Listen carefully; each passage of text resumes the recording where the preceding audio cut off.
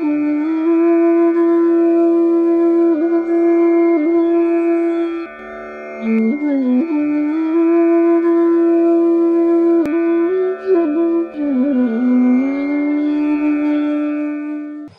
गुरुदेव।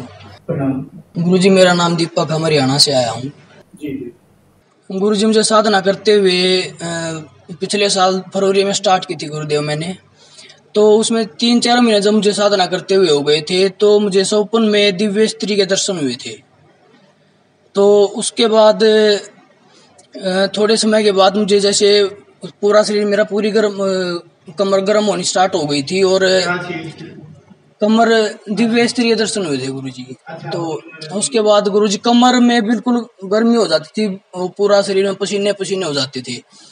तो उसके बाद ऐसे मेरे को ऐसा महसूस होता था कि जैसे मेरी कमर की जो रीढ़ की हड्डी है बिल्कुल बीच से खोखली हो गई है, खाली हो गई है।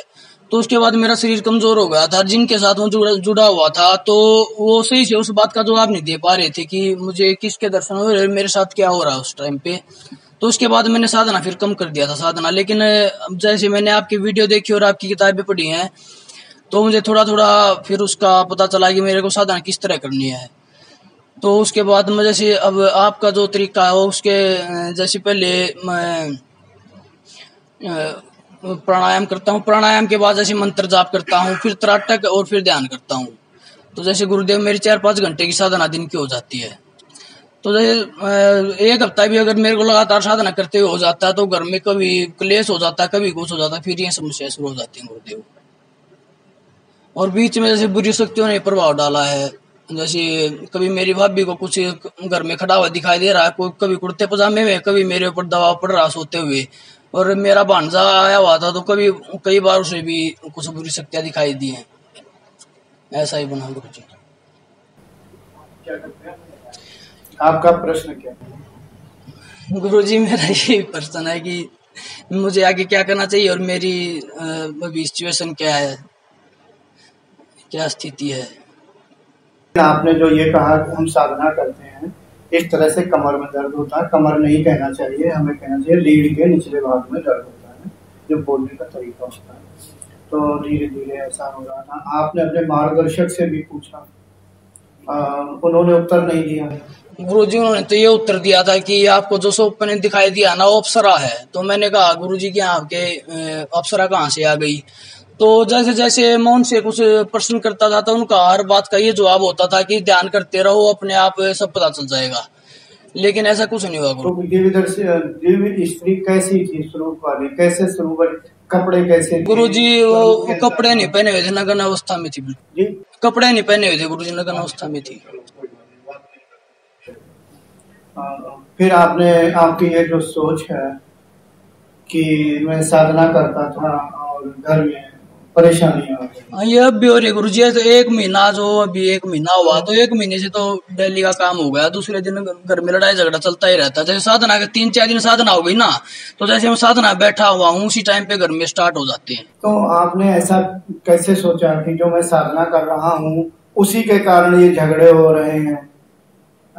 ऐसा भी होता है, ज्यादातर देखा कि ज्यादातर समाज में मिल जाएगा कि साधना से कुछ लेना देना नहीं है, झगड़े होते रहते, इतने झगड़े होते कि अदालत तक पहुंच जाते हैं, थाने तक पहुंच जाते हैं। तो क्या मतलब उनकी साधना की वजह से है क्या? ऐसा नहीं सोचना चाहिए कि उसकी वजह से होते हैं। हाँ, ऐसा है कि साधक अगर अधिक साधना करेगा तो उसके साथ तो जब कर्म निकलेगा तो थोड़ा बहुत हो सकता है, लेकिन ये नहीं है कि किसी दूसरे के साथ हो, जैसे घर के परिवार के अन्य कोई सदस्य है उन्हें परेशानियां आए, ऐसा नहीं। वो अभ्यासी से ही संबंधित होते, थोड़ा बहुत होता है कि उसकी तबीयत खराब हो गई, बुखार हो गई या किसी काम में असफलता हुई, ऐसा ही होता है। ऐसा नहीं कि झगड़े होने शुरू हो जाए, कुछ हो जाए। नहीं, आप साधना करते रहिए। अभी फिलहाल उस जो स्त्री के विषय में ना सोचें। देखो, अगर मैं मुक्तानंद की किताब करूँ, मुझे तो खैर कभी नहीं ऐसा दिखा, मुझे तो दूसरे ढंग से जैसा कि मैंने किताब में बहुत वर्णन किया है कि बहुत अद्वितीय सुंदर स्त्री है, अंतरिक्ष में उसके समान किस ब्रह्मांड में नहीं है, कुंडली की तरह तो अंतरिक्ष में खड़ी हुई और देखती है। और सही बात वही हमारी माँ है। अगर आप दिखती है, अगर मान लो पत्नी, तो उसे तुरंत सोचो कि माँ आप इस रूप में क्यों माँ आप इस रूप में क्यों दिख रही हो, शायद वो बदल जाएगी, शायद वो बदल जाएगी, ऐसा मेरा सोचना है।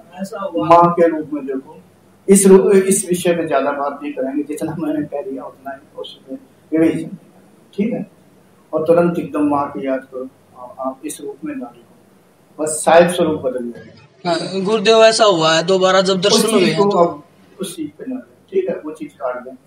और दूसरा जो आपके झगड़े के विषय में, आप ये ना सोचो कि आप साधना करते हैं तो झगड़े शुरू होते हैं, तो आप थोड़े दिन के लिए साधना बंद कर दें तो क्या झगड़े बंद हो जाते हैं? ऐसा ही हो रहा है गुरुदेव। जैसे मैं साधना करता हूँ 4-5 घंटे 6 घंटे ऐसे साधना करता हूँ गुरुदेव में, जैसे 4-5 दिन लगातार। तो आपके साथ व्यवहार होना चाहिए, आप साधना करते हैं, आपको परेशानी आनी चाहिए, ना कि घर के अन्य सदस्यों को आनी चाहिए। परेशानियां थोड़ी बहुत आती है, लेकिन काफी आगे की अवस्था होती तब आती है, शुरुआत में ऐसा नहीं होता है।